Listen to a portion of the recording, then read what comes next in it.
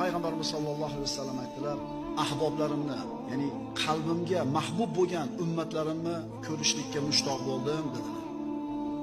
Sahobalar: axir biz sizni qalbingizga mahbub bo'lgan odamlar emasmizmi? Biz sizni habiblaringiz emasmizmi? Rasululloh aytdilar: sizlar meni ashoblarimsizlar, ham suhbatlarimsizlar. Mening mahbublarim, mening ahboblarim oxir zamonda kelishadi.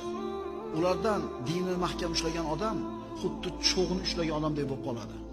Ularning ajri 70 ta odamning ajrichalik bo'ladi.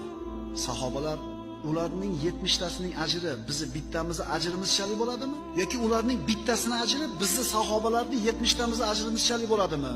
Deganida ularning bittasining ajri sizlarning 70 talarda ajri bilan teng bo'ladi. Nimaga deb so'rash sahobalar.